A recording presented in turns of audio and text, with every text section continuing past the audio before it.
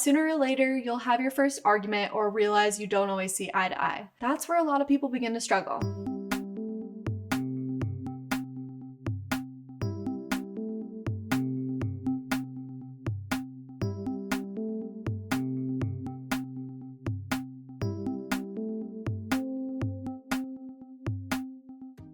Hi, I'm Kirstie Taylor, a dating and relationship author and coach.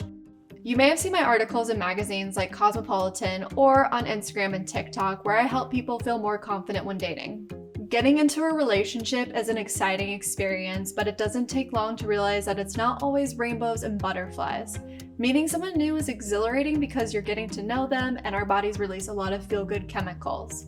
But sooner or later, you'll have your first argument or realize you don't always see eye to eye. That's where a lot of people begin to struggle.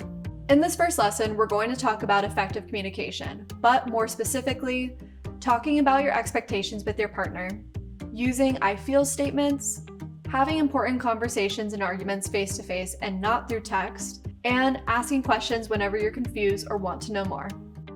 Let's get started. Communication is one of the most essential parts of any relationship. When two people start to spend more of their time together, they're bound to have disagreements or different ways of doing things. While communication might feel intimidating, especially when you really like the other person, it's something that gets easier with practice. I always say, when in doubt, communicate. I'm excited to share with you some tips on effective communication that have helped many people in their relationships, including my own. Talk about your expectations.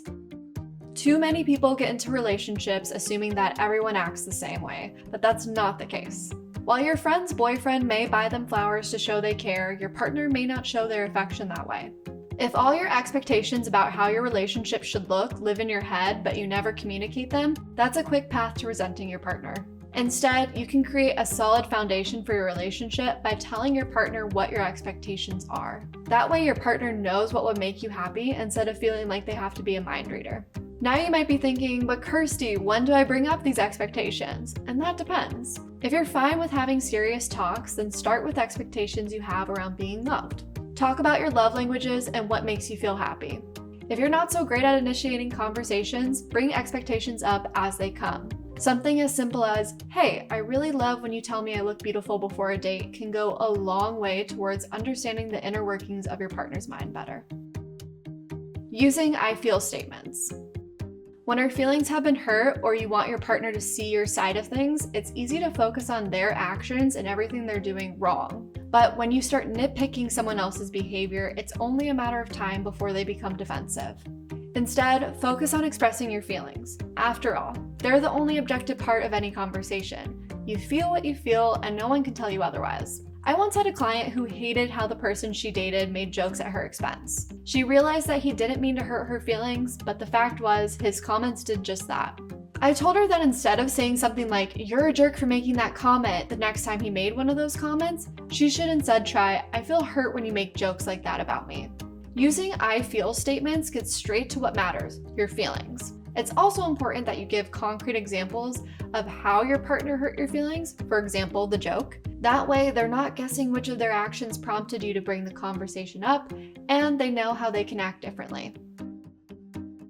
Don't have important conversations or arguments through text. Body language and tone of voice matter a lot when you're having a serious conversation. Things can easily get misread when they're said through text messages. While it might feel easier to argue through text or like the conversation is urgent so you have to talk to them right then, wait to do it in person or over FaceTime. And if we're being honest with each other, I'm sure you don't like receiving paragraphs of text from someone who is upset with you. So skip the text arguments because the last thing you want is for either of your feelings to be hurt by a misinterpreted text. Ask questions whenever you're confused or want to know more. My last tip for effective communication is to ask questions. Asking questions is one of the most underrated communication tools. Your partner might tell you a story or about something that's important to them, but their point just doesn't get across to you. It happens. Instead of smiling and nodding, ask them a clarifying question like, "I don't think I understood what you just said. Can you explain things differently?" Not only will you get to know your partner better, but you'll also show them how much you care. By asking questions, you're showing that you want to know more, and that will deepen your connection. In my own relationship, effective communication has been a game changer. If you're totally lost on where to start to ensure your relationship thrives, try these tips. Focus on one at a time until they become more natural and then incorporate the rest.